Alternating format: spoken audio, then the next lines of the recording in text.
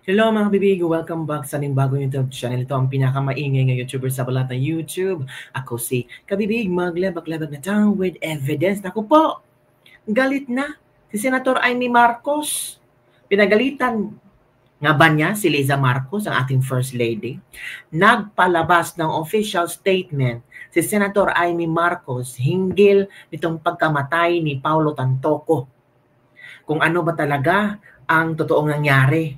At tinatawagan at hinahamon niya ang Malacanang na mag-release ng talagang detalyadong mga pangyayari, mga kabibig, kung ano talaga ang mangyayari. Ayon ni Senator Amy Marcos, given the gravity of these allegations and the matter's undeniable public interest, I urge Malacanang to issue a comprehensive report on the circumstances of Mr. Tantoco's death, including any involvement, direct or indirect, of the First Lady or other Philippine government officials. I also call for the clarification of the First Lady's whereabouts at the relevant time, as may be reflected in official records such as the medical examiner's report, to dispel further speculations. Ito kabibig, i-share ko sa inyo ang official statement ni Senator Amy Marcos hinggil dito sa pinag-uusapang pagkamatay ni Paulo Tantoco at nadadawit ang pangalan ni First Lady Liza Marcos. So ito mabasa nyo ba kabibig? Kita nyo ba? Okay, kita nyo naman. Alam ko naman Official statement of the Office of the Senator Amy R. Marcos on the death of Mr. Tantoco. In recent days, reports have circulated online and in various public fora that the untimely death of Mr. Paulo Tantoco on March 8, 2025 in Los Angeles was caused by cocaine effects. Some reports further suggest that Mr. Tantoco was apparently part of the entourage of the First Lady Liza Araneta Marcos, who was in Los Angeles at that time to promote the Manila International Film Festival. More troubling are claims circulating online that the First Lady may have personal knowledge of the circumstances surrounding Mr. Tantoco's death, with some alleging that she was present at the scene either shortly before, during, or immediately after the incident.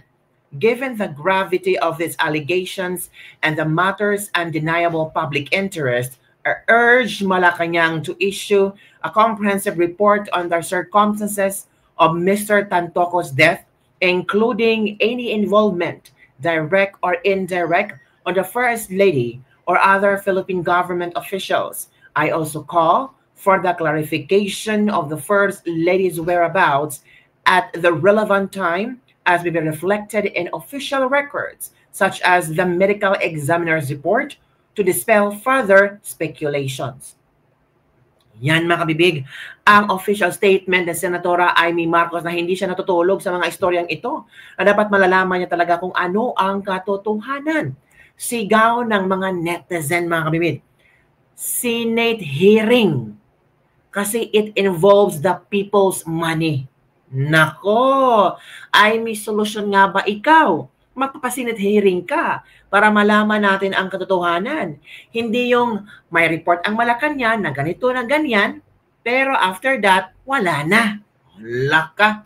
Tinatawagan namin ang Senado na magkaroon ng Senate hearing. Sabi ni Adrian Pascual, mga kabibig, a call for a Senate hearing to investigate the death of Mr. Juan Paulo Tantoco and also to get all the details of the First Lady's official and non-official affairs using taxpayers' money and the full network of influence and logistics of the Philippine government. Tama lang naman, di ba?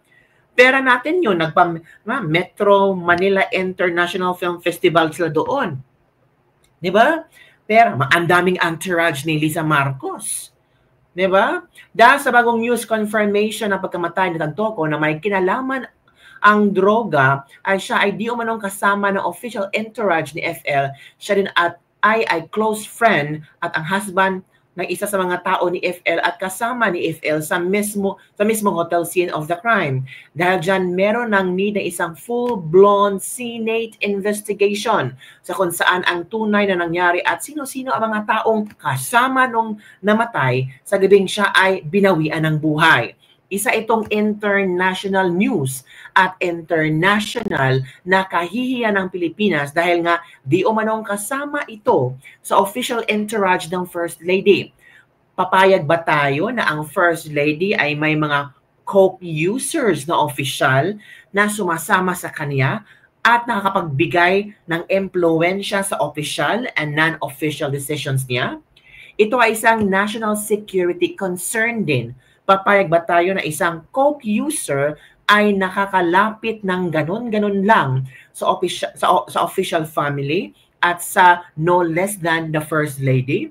Kailangan matanong ang security detail ni FL at ng buong pamunuan ng PSG. Isa itong bridge of security.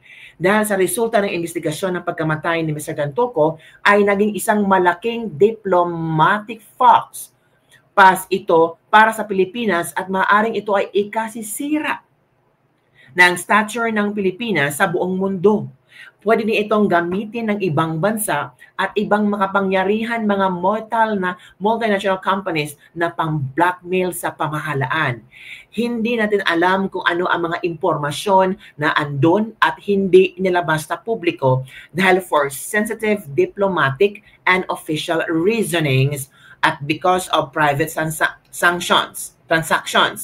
Ang daming overlapping issues and problems ang dapat masagot at mabigyan ng agarang lunas dito. Kasama na dyan ang usaping diplomatic at national security. Kaya nga, si Adrian Pascual ay isa sa mga sikat na vloggers, manunulat sa Facebook, ay he's calling for a Senate inquiry. This call for a Senate inquiry is not to demonize the dead, his grieving family and friends, nor to cast blame on him, but rather also to call justice if it's what is warranted under Philippine laws and to shed light on the First Lady's affairs and businesses using the privileges either officially or unofficially given to her by the state by being the wife of the president. Let us not to forget to respect the family and friends of Mr. Tantoco while asking all the necessary questions in our pursuit of accountability, transparency, good governance, and justice. So yun, kabibig, ang tawag nito, ang kaniyang panawagan na kung pwede magkaroon ng Senate inquiry, magkaroon ng Senate investigation hinggil sa pagkamatay ni Paulo Tantoco. Ngayon ay nagsimula na nagbigay ng official statement si Senatora Amy Marcos. So sana, this will be an opening maybe sa mga senador dyan na kung gusto nyong makita or si Senator Amy Marcos kasi sabi niya dito ay, ito tinatawagan niya ang Malacanang na gumawa at mag-issue ng comprehensive report tungkol sa pagkamatay ni Mr. Tantoco, including any involvement direct or indirect. Sa nakuha na tawag dito mga kabibig medical report, police report mga kabibig ni na Bobby Tinglao. Ang nakasulat dito mga kabibig na ang question, companions of the victims were summoned to BHPD for questioning itong sina si Dina Arroyo Tantoco, Lisa Araneta Marcos, and Alexa Miro. So ito ang nakasulat, summary of incident. I think a lot of you already read the summary of incident kasi marami na rin ang nag-share sa Facebook at talagang binasa natin kung ano ang nangyayari. Nagkalat daw ang white powdery substance sa table, sa floor, kung saan doon na nangyari ang insidente mga kabibig. Kaya Sabi ni Senator Amy Marcos, para matapos na itong mga haka-haka, kung ano ang lumalabas ng mga police report, and so on and so forth, sana magbigay ang Malacanang ng comprehensive result, comprehensive na statement regarding dito. Kasi kung hindi sila magbibigay or deadma lang, patuloy itong mag-circulate, patuloy itong may mga iba-iba pang mga i-inject or baka may mga iba pang pasabog yung mga taong nakuha ng police report. And I think a lot of people are already requesting to get a police report on this matter in the PHPD, mga kabibig. So, ano ang inyong opinion, komento hinggil dito, mga kabibig? Matatakot ba ang Malacanang sa statement or sa request ni Senator Amy Marcos? Or ano ba, si Liza Marcos, deadma pa rin ba sa mga issue na ito? Sabi nga ng iba, private matter naman yan, kabibig. Private matter, pero pera ng bayan ang ginamit. Paano naging private matter ang issue na ito? Well, in fact, they're using people's money.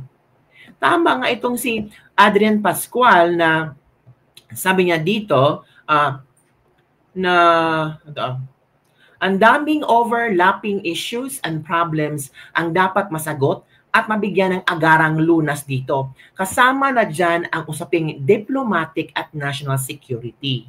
Yun ang sabi niya. Diba? Ano ba, safe pa ba ang ating First Lady na kasama nga PSG na knowing may nakapasok na isang tao na namatay dahil sa overdose ng drugs? Diba? So, maraming mga iniisip din ng tao ang safety ni Liza Marcos. So, yun lang, kabibig, ang ating Ladies Libak-Libak for today. Ano ang inyong opinion dito? Pagbibigyan kaya ng Malacanang si Senator Amy Marcos o i-deadma na lang hanggang matabunan ng mga iba't ibang other issues? Pero this issues already brought up or bigla itong sumabog March pa, no? So after a few months, parang natabunan kasi malapit ang election. Ngayon, muling sumabog dahil sa toxicology report na nakita na na-overdose pala siya sa drogas, mga kabibig. Tapos, under summoned or POI, person of interest na Liza Marcos, ang wife ng Tantoco, at si Alex Samiro, mga kabibig. So, yun lang po, mga kabibig, ng ating Ladies Libak-Libak for the day. Maghintay tayo kung ano ang update, kung meron bang ibibigay na comprehensive results, comprehensive na report ang Malacanang hinggil dito para matapos na talaga ang lahat ng mga haka-haka.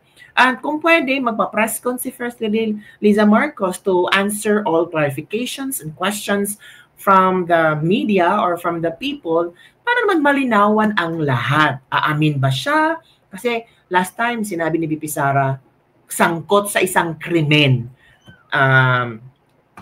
Si F. Liza Marcos. Tapos sinagot ni Claire Casio na, VP Sara, may niwala pa ba kayo sa isang VP na siya nagsimula ng fake news? Pero ngayon parang hindi na yata fake news kasi sumabog na ang mga police reports, ang result ng toxicology report ng pagkamatay ni Tantoco. So parang sabi ng mga tao ngayon, sino ngayon? Supalpal. Kaya nga sabi ni Senator Amy Marcos, comprehensive reports para matapos itong mga haka-haka. Yung iba sabi, no need for comprehensive report, Senador.